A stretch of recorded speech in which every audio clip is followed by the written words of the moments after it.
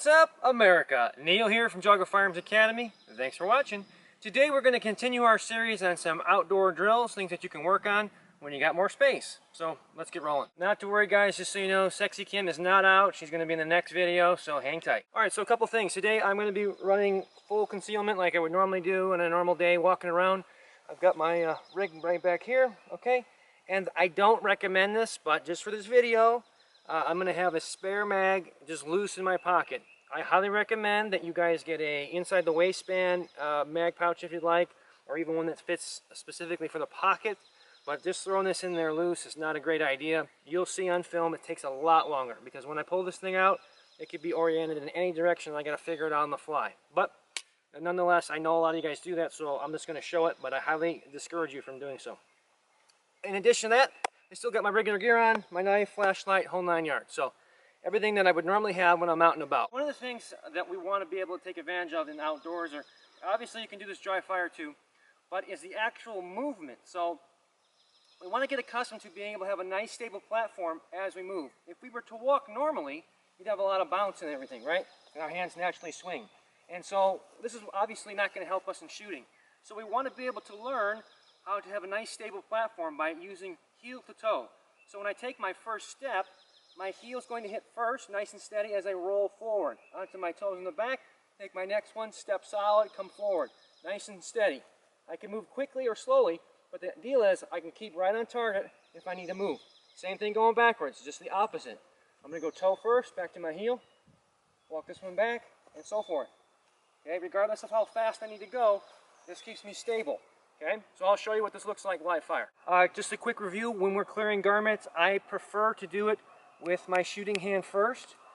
That's because I may only have that hand, because this may be injured, whatever the case is. You can see plenty of videos on, if you want additional information on that on my channel. But once again, what I'm going to be doing here is grabbing with my shooting hand, pulling my garment up as high as I can. Okay, this is not about vanity. It's get it up there as high as you can. As I do that, I'm going to take my support hand, reactive hand, and I'm going to cover that if that's possible. Then I'm going to drive my thumb down my body into my holster so I get a nice purchase on this gun, nice and high. So the second that I clear this, I can come straight out and have good control of the weapon. Nice and slow, just to get the idea here. Go ahead and clear my garment all the way up, reach down, pull out, come forward.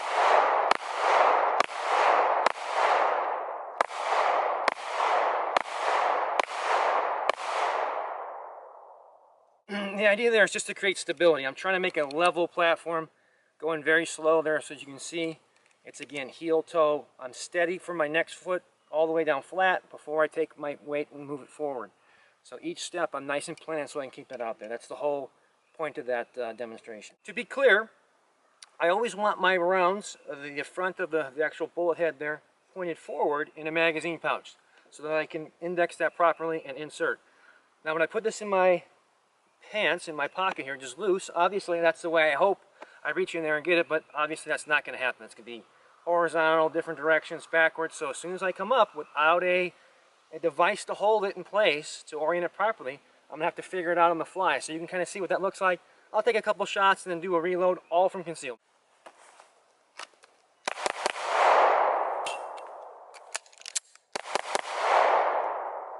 I don't know how that came out on film. That seemed like that took an eternity.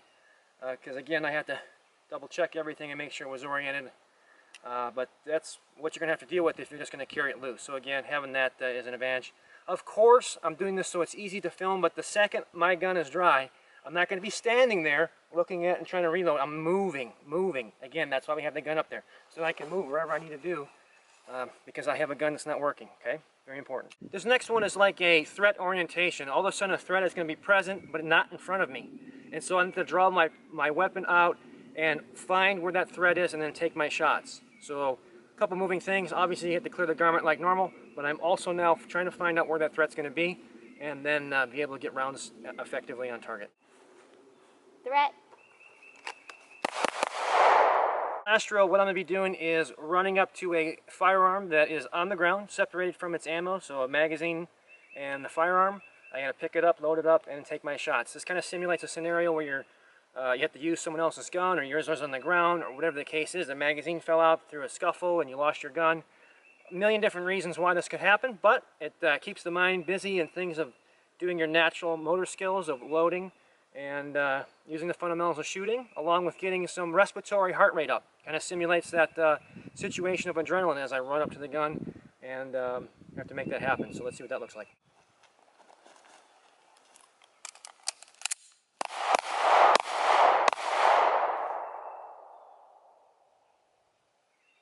I figured right before I close this out, just one time, I will do one more slow motion, step-by-step, real methodical, mechanical draw from concealment, and then reload again with a loose magazine, just so you can kind of see it step-by-step if you want to kind of have a slower mechanical view of this, all right? Right hand comes up, reactive hand covers, drag my thumb down behind the gun, come out clear, I meet my hands, come out, present, drop my magazine, look into the magazine well, feed it in there, power stroke, come back out, come back, and don't forget to scan. And I'm looking all the way right and all the way left. I want to make sure that is the final threat, because if not, we're going to come back out and take care of business. Hopefully you guys got something good out of there. We'll mix up some more outdoor stuff. Remember, all these things that I'm showing you, they're concepts and practices. Find a competent instructor, but at least you know where you're working towards as your level of skills increase, okay?